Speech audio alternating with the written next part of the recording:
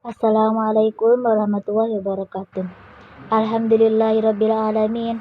Wa bihi nasta'inu ala umuri dunya waddin. Wassalatu wassalamu ala asrafil anbiya'i wal mursalin sayyidina Muhammadin wa ala alihi wa sahbihi ajma'in. Amma ba'. Yang saya hormati dosen mata kuliah Pendidikan Islam Nusantara, yakni Bapak Fikri Farihin, MPDI, serta teman-teman kelas 3 PAIC yang saya banggakan. Baiklah, di sini saya akan presentasi mata kuliah Islam Nusantara yang berjudul Islamisasi Nusantara dan Sejarah Sosial Pendidikan Islam. A. Proses Islamisasi dan Perkembangan Islam di Indonesia. Pada masa kedatangan dan penyebaran Islam di Indonesia, terdapat beraneka ragam suku, bangsa, organisasi pemerintahan, struktur ekonomi, dan sosial budaya. Suku bangsa Indonesia yang bertempat tinggal di daerah-daerah pedalaman, jika dilihat dari sudut antropologi budaya, belum banyak mengalami percampuran jenis-jenis bangsa dan budaya dari luar, seperti dari India, Persia, Arab, dan Eropa. Agama Islam yang datang ke Indonesia mendapat perhatian khusus dari kebanyakan rakyat yang telah memeluk agama Hindu. Agama Islam dipandang lebih baik oleh rakyat yang semula menganut agama Hindu. Karena Islam tidak mengenal kasta dan Islam tidak mengenal perbedaan golongan dalam masyarakat. Daya penarik Islam bagi pedagang-pedagang yang hidup di bawah kekuasaan raja-raja Indonesia Hindu agaknya ditemukan pada pemikiran orang kecil. Islam memberikan suatu persamaan bagi pribadinya sebagai anggota masyarakat Muslim. B. Sejarah Islam di Nusantara.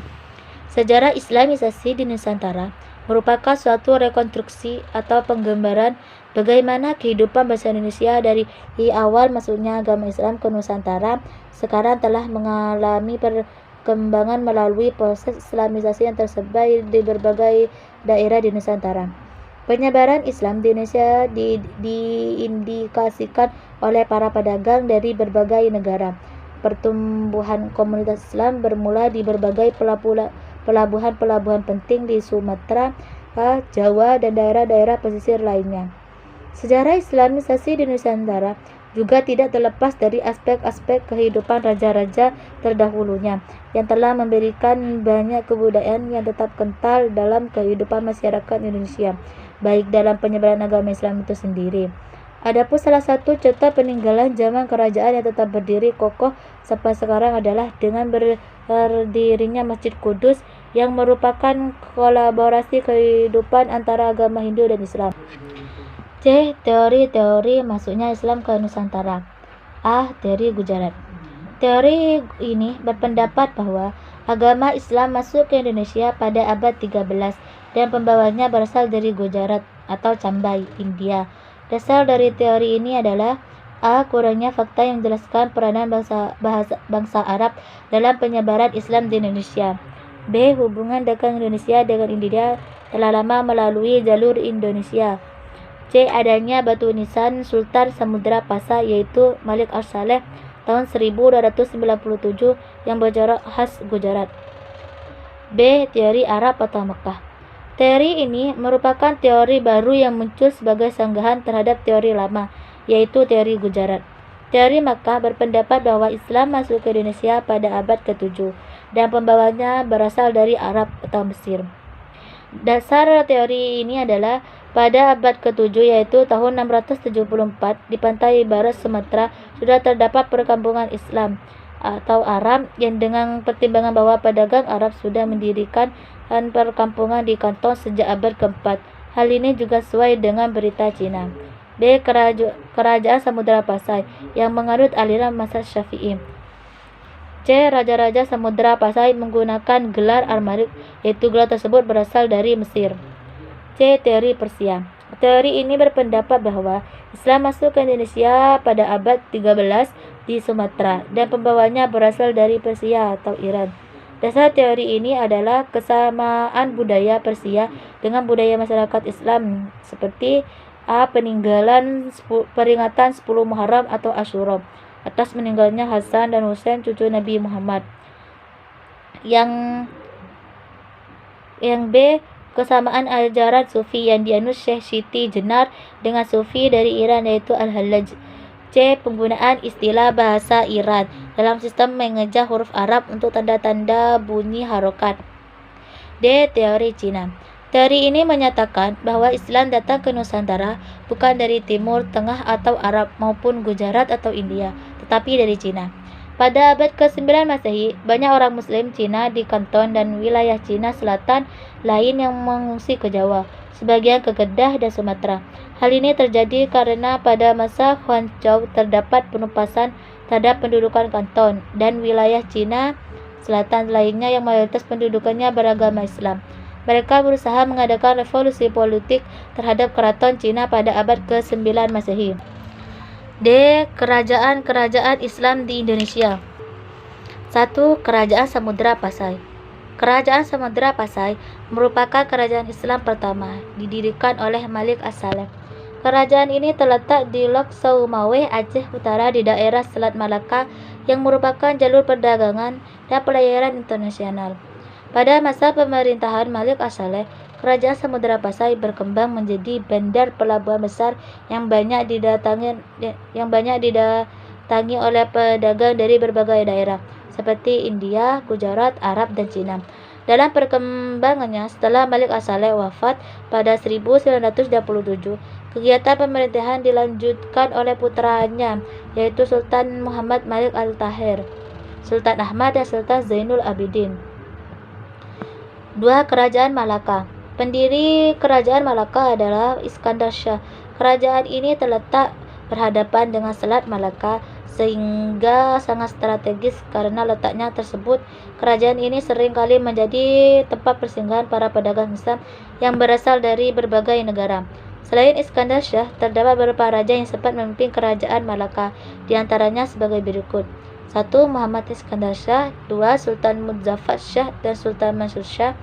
3. Sultan Alauddin Shah. 4. Sultan Mahmud Shah. Kerajaan Malaka dikunjungi oleh para pedagang dari Gujarat, Cina, Arab, Persia, dan negara lainnya, sehingga kerajaan ini memanfaatkannya untuk meningkatkan kegiatan ekonominya. Karena kemajuannya dalam perdagangan, Kerajaan Malaka mampu mengalahkan kemajuan Kerajaan Samudra Pasai. 3. Kerajaan Demak. Kerajaan Demak merupakan kerajaan Islam pertama di Jawa yang didirikan oleh Raden Patah pada tahun 1478. Raden Patah adalah putra Raja Majapahit Brawijaya dengan ibu keturunan Champa atau perbatasan dengan Kamboja dan Vietnam. Kebudayaan masyarakat Demak bercara Islam yang terlihat dari banyaknya masjid, makam-makam, kitab suci Al-Quran, ukiran-ukiran berlanggam bercara Islam, dan sebagainya. Sampai sekarang, Demak dikenal sebagai pusat pendidikan dan penyebaran agama Islam di Jawa Tengah. Bahkan dalam sejarah Indonesia, Demak dikenal sebagai pusat daerah budaya Islam di Pulau Jawa. 4. Kerajaan Mataram Islam. Kerajaan Mataram Islam berdiri berkat perjuangan dari Kiai Ageng Pemanahan yang meninggal pada 1575. Setelah meninggal, digantikan oleh anaknya Sutawijaya atau Senopati Ing Alaga Syahidin Panatagama Khalifatullah. Pada masanya, Kerajaan Mataram terus berkembang dan menjadi kerajaan terbesar di Jawa. Wilayahnya berkembang seputar Jawa Tengah, Jawa Timur, Cirebon, dan sebagian Priangan. 5. Kerajaan Cirebon. Kerajaan ini lahir pada abad ke-16. Pada abad tersebut, daerah Cirebon berkembang menjadi pelabuhan ramai dan menjadi pusat perdagangan di pantai utara Jawa Barat. Majunya kegiatan perdagangan juga mendorong proses Islamisasi semakin berkembang sehingga Sunan Gunung Jati membentuk Kerajaan Islam Cirebon. 6. Kerajaan Banten. Pendiri Kerajaan Banten adalah Sunan Gunung Jati dan raja pertamanya adalah Hasanuddin yang merupakan anak dari Sunan Gunung Jati. Semula wilayah ini termasuk bagian dari Kerajaan Pajajaran. Kerajaan Banten memiliki hubungan dengan Kerajaan Demak. Hasanuddin menikah dengan putri Sultan Trenggono dan melahirkan 2 anak, yaitu Maulana Yusuf dan Pangeran Jepara.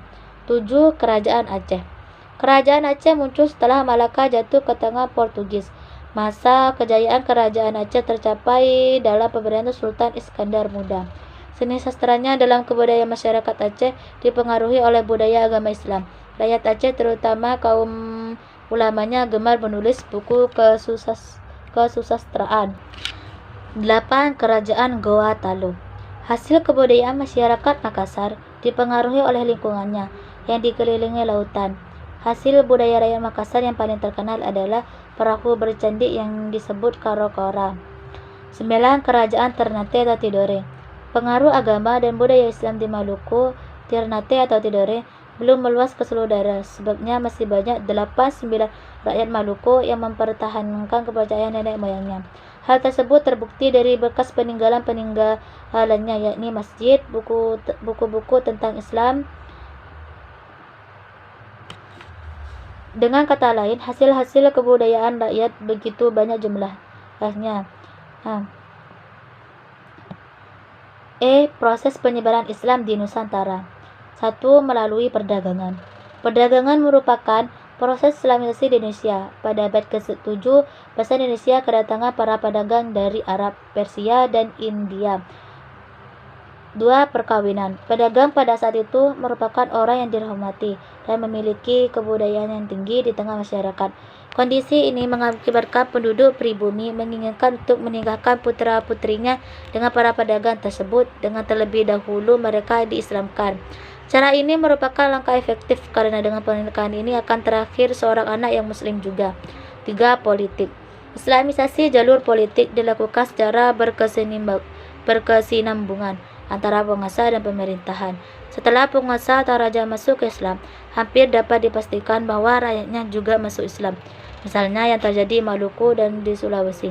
Hal itu terjadi karena masyarakat memiliki kepatuhan yang tinggi terhadap pemerintah dan seorang raja yang akan menjadi panutan bahkan menjadi contoh bagi rakyatnya. 4. Pendidikan. Islamisasi jalur pendidikan dilakukan melalui pendidikan pesantren oleh para guru agama, kiai, dan ulama.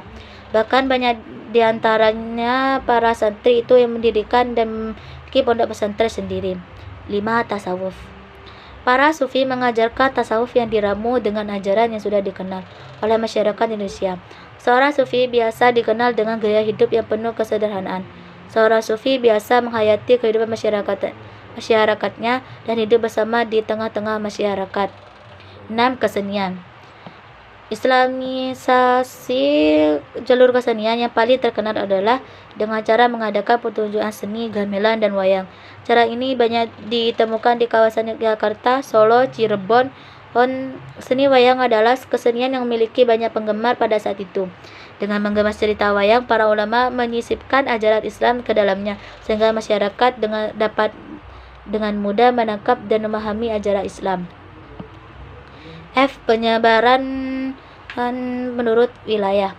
1. Malaka. Didirikan sekitar awal abad ke-15, negara perdagangan Melayu Kesultanan Malaka, sekarang bagian Malaysia. Didirikan oleh Sultan Paraweswara adalah sebagai pusat perdagangan paling penting kepulauan Asia Tenggara. 2. Sumatera Utara. Bukti yang lebih kuat mendokumentasikan transisi budaya yang berlanjut berasal dari dua batu nisan akhir abad ke-14 dari Minya Tujuh, Sumatera Utara, masing-masing dengan tulisan Islam tetapi dengan jenis karakter India dan lainnya Arab. 3. Jawa Tengah dan Jawa Timur. Prasasti dalam aksara Jawa kuno bukan bahasa Arab ditemukan pada banyak serangkaian batu nisan bertanggal sampai 1369 Masehi di Jawa Timur, menunjukkan bahwa mereka hampir pasti adalah Jawa pribumi, bukan muslim asing. 4. Jawa Barat. Suma Oriental atau Dunia Timur yang tertulis Tom Pires melaporkan juga bahwa suku Sunda di Jawa Barat bukanlah muslim di zamannya dan memang memusuhi Islam. Sebuah penaklukan oleh muslim di daerah ini terjadi pada abad ke-16. 5. Daerah lain. Tidak ada bukti dari penerapan Islam oleh orang Nusantara sebelum abad ke-16 di daerah luar Pulau Jawa, Pulau Sumatera, Kesultanan Ternate dan Tidore di Maluku, dan Kesultanan Brunei dan Semenanjung Melayu. Mungkin hanya itu yang dapat saya presentasikan. Kurang lebihnya saya minta maaf yang sebesar-besarnya. Akhirul kalam. Assalamualaikum warahmatullahi wabarakatuh.